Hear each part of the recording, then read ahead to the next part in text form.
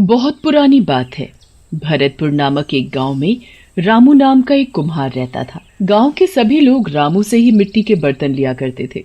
रामू अपने मिट्टी के बर्तन अपनी बीवी मीरा के साथ बनाया करता था। मीरा बहुत चालाक औरत थी। वो कैसे न कैसे करके अपने पति का कारोबार बढ़ाने के तरीके ढूंढती रहती थी। इसी कारण वो अक्सर कुछ न कुछ तरकीब ढूंढती रहती थी। एक दिन की बात है, मीरा का पति रामू मीरा से बात करते हुए, मीरा, दिवाली आ रही है, हमें अब ज्यादा मेहनत करनी पड़ेगी। हमें दिन रात लगकर गांव वासियों के लिए मिट्टी के बर्तन व दिए बनाने हैं। जी आप सही कह रहे हो, हमें अब दिन रात मेहनत करनी पड़ेगी। एक दिवाली का ही अवसर होता है जब हम गरीब लोग अच्छे से थोड़ा बहुत कुछ कमा पाते हैं, नहीं तो सारा साल अपना ऐसे ही रह जाता है। तुम ठीक कह रही हो मीरा, हम आज ही जाकर बाजार में चिकनी मिट्टी का ऑर्डर दे आते हैं। मिट्टी आने में भी समय लगेगा और मिट्टी के बर्तन बनाने में तो खैर समय लगता ही है। जी आप बिल्कुल सही कह रहे हो, हम आज ही बाजार जाकर ऑर्डर दे आते हैं। कुछ ही देर बाद मीरा और उसका पति रामू बाजार जाने के लिए तैयार हो जाते हैं और देखते ही देखते वो दोनों बाजार के लिए रवाना हो जाते हैं। समय लगते मीरा और उसका पति रामू बाजार पहुंच जाते हैं। वो दोनों उधर चिकनी मिट्टी का भाव पूछते हैं। भैया, क्या भाव आ रही है चिकनी मिट्टी बाजार में? भैया 50 रुपया किलो। अरे भाई, ये तुम कैसी बात कर रहे हो? चिकनी मिट्टी इतनी महंगी कैसे हो गई?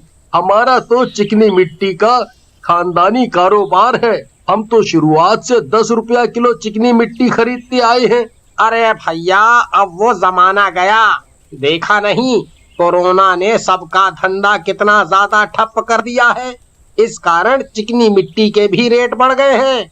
हमें पीछे से 45 रुपया किलो मिल रही है। बताओ अब हम क्या करें? रामू दुकानदार की बात सुनकर परेशान हो जाता है। रामू अपनी बीवी मीरा से बात करते हुए, अरे मीरा, ये चिकनी मिट्टी के रेट इतने बढ़ गए हैं, इसमें हम क्या तो कमाएंगे और क्या ही खाएंगे। इस बार की दिवाली तो मुझे शुभ दिवाली नहीं लग रही। अरे आप ऐसी बात ना करें, हम हर बार की तरह इस बार भी अपनी दिवाली शुभ ही मनाएंगे। आप चिंता न करो। देखते ही देखते रामू और उसकी बीवी मीरा बाजार से चिकनी मिट्टी का ऑर्डर दिए बिना अपने घर लौट आते हैं। सारे रास्ते मीरा और उसका पति परेशान ही रहते हैं। घर आकर मीरा बहुत दिमाग लगाती है कि वो ऐसा क्या करे कि उसे चिकनी मिट्टी कम दाम में या फिर फ्री में ही मिल जाए। ऐसा मैं क्या करूं कि हमें चिकनी मिट्टी सस्ते भाव में मिल जाए और हर बार की तरह हमारा इस बार भी अच्छा कारोबार चले। देखते ही देखते मीरा को एक आइडिया आता है। ये हुई ना बात, तेरे भी क्या कहने मीरा, तूने तो हमेशा की तरह इस परेशानी का भी इलाज निकाल ही लिया है। ये बोलकर मीरा जोरों से हंसने लग जाती है। हंसते हंसते मीरा अपने पति रामू के पास जाती है। वो रामू के पास जाकर देखती है। रामू उदास सा चेहरा लेकर एक कोने में बैठा हुआ है। अरे मीरा, तुम हंस क्यों रही हो? यहाँ मैं काम का सोच सोच कर परेशान हुए जा रहा हूँ और तुम्हें हंसी सूझ रही है। जी अब आप भी परेशान मत होइए, मेरे पास एक तरकीब है। हमें अब चिकनी मिट्टी कम भाव में नहीं बल्कि मुफ्त में मिलेगी। मीरा की ये बात सुनकर रामू हैरान हो जाता है। अरे मीरा, ऐसे कैसे हो सकता है? जी हो सकता है, बिल्कुल हो सकता है। मीना रामू को आइडिया बताती है। जो हमारे गांव में कब्रिस्तान है ना जी, वहाँ मैंने बहुत सारी चिकनी मिट्टी देखी है। हम वहाँ से चिकनी मिट्टी लेकर आ जाएंगे और उसके बर्तन बनाकर यहाँ गाँव वासियों को बेचेंगे। अरे वाह मीरा, तुमने क्या तरकीब निकाली है। मेरा तो इतना दिमाग ही नहीं चलता। मैं तो सोच सोच कर ही परेशान हो रहा था। हम इस बार दिवाली पर कैसे अपना कारोबार करेंगे? जी अब परेशान होने की जरूरत नहीं है आपको। हम वहीं से चिकनी मिट्टी लाएंगे और उसके बर्तन बनाएंगे। ठीक है मीरा, परंतु हमें ये काम गांव वासियों से छुप कर करना पड़ेगा। अगर ये काम करते हुए हमें किसी भी गांव वासी ने देख लिया तो वो हमारे बर्तन नहीं खरीदेगा। जी आप बिल्कुल ठीक कह रहे हैं। हम कल सब गांव वासियों के सोने के बाद आधी रात में अपना रिक्शा लेकर कब्रिस्तान से मिट्टी ले आएंगे। अगली रात मीरा और उसका पति रामू मीरा के बताए गए आइडिया के अनुसार ही आधी रात में अपना रिक्शा कब्रिस्तान ले जाते हैं। कब्रिस्तान के बाहर पहुंचकर रामू देखता है कि वहां बहुत अंधेरा और शांति है और साथ ही साथ कब्रिस्तान और भी ज्यादा डरावना लग रहा है। मीरा, मैं कहता हूँ हम घर चलते हैं, मुझे तो बहुत डर लग रहा है। अरे कुछ नहीं होगा जी, आप बेफालतू में डर रहे हैं। देखो मीरा, मुझे तो बहुत ज्यादा डर लग रहा है। मैं नहीं चाहता हम लालच के चक्कर में फंस जाएं और हमें लेने के देने पड़ जाएं। अजी ऐसा कुछ नहीं होगा, आप विश्वास रखिए। मीरा रामू को कब्रिस्तान में जाने के लिए मना लेती है। रामू बेचारा मीरा की बात मानकर डरा सहमा कब्रिस्तान में चला जाता है। चलो जी, हम अब अपना काम शुरू करते हैं। हमें सुबह होने से पहले चिकनी मिट्टी लेकर घर भी पहुंचना है और हम वैसे ही बहुत लेट हो चुके हैं। तुम ठीक कह रही हो मीरा। देखते ही देखते रामू और उसकी बीवी मीरा कब्रिस्तान में फावड़ा मार मार कर मिट्टी खोदने लगते हैं। मीरा और रामू को मिट्टी खोदते हुए कब्रिस्तान के भूत देख लेते हैं और उन्हें बहुत जोर से गुस्सा आ जाता है। भूत और चुड़ैल आपस में बातें करते हुए, ये किसकी हिम्मत हुई कि कोई हमारी जगह पर आकर हमारी जमीन से मिट्टी लेकर जाए।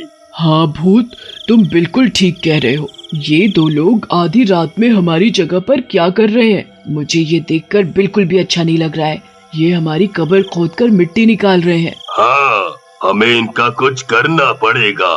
हमें इन्हें सबक सिखाना पड़ेगा। मैं इन्हें जिंदा नहीं छोड़ूंगी, मैं इनकी नाक में दम कर दूंगी। देखते ही देखते मीरा और उसका पति रामू कब्र से रिक्शा भरकर मिट्टी निकाल लेते हैं। जी लो, हो गया ना हमारा काम, वो भी फ्री में। कहाँ हम इतनी महंगी मिट्टी लेते और उसके बर्तन बनाते। अब हमें फ्री में मिट्टी मिल गई। अब तो बस घर जाकर इनके बर्तन बनाने रह गए हैं। हाँ मीरा, तुम बिल्कुल ठीक कह रही हो, परंतु सुबह होने वाली है। हमें जल्दी यहाँ से निकलना चाहिए और सुबह होने से पहले घर पहुँचना चाहिए। जी हाँ, आप बिल्कुल ठीक कह रहे हो।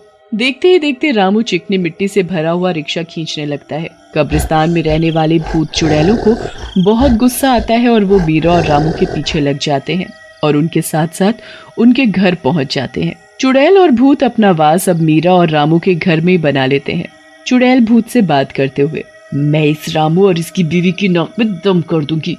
इसकी इस बार ऐसी दिवाली मनाऊंगी कि ये याद रखेगी। मीरा और उसका पति रामू कब्रिस्तान की मिट्टी से जो भी बर्तन बनाते, सारे के सारे चुड़ैल और भूत उसे मिलकर फोड़ देते। बर्तनों के साथ साथ मीरा के बनाए हुए दियों में भी चुड़ैल ने छेद कर दिया। सारे के सारे दिए चटका दिए।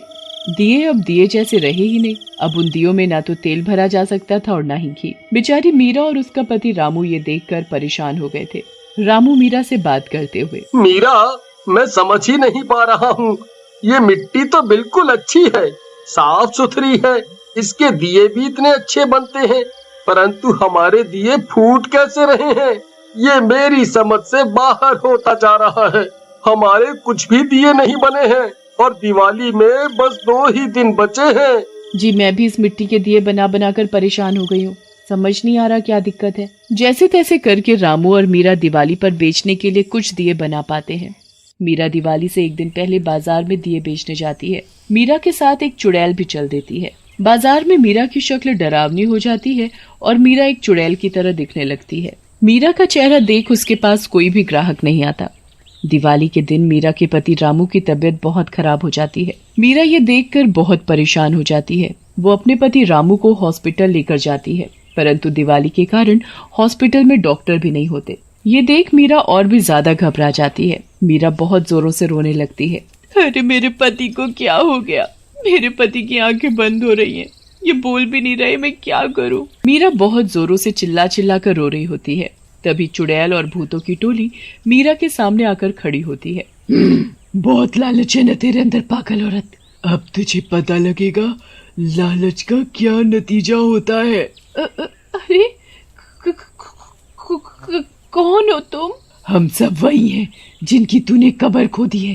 तुझे बड़ा लालच था ना, तूने हमारी कब्र खोद कर हमें जगा दिया। अब हम तेरे पति को भी अपने साथ वहीं उसी कब्र में लेकर जाएंगे। नहीं, प्लीज प्लीज ऐसा मत करो। मैं आपसे माफी मांगती हूँ। मैं कभी ऐसा दोबारा नहीं करूंगी। मेरे पति को आप ठीक कर दो। तुम्हारा पति अब तभी सही होगा जब तुम हमारी कब्र में वापस से मिट्टी डालोगी। जी भूत जी, मैं कल ही सुबह मिट्टी खरीद कर आप सबकी कब्रों पर मिट्टी डाल दूंगी। मीरा अगली सुबह होते ही बाजार से मिट्टी खरीद कर लाती है और कब्रिस्तान में सब कब्रों पर डाल देती है। भूत और चुड़ैल फिर से अपने स्थान कब्रिस्तान चले जाते हैं। और मीरा का पति ठीक हो जाता है।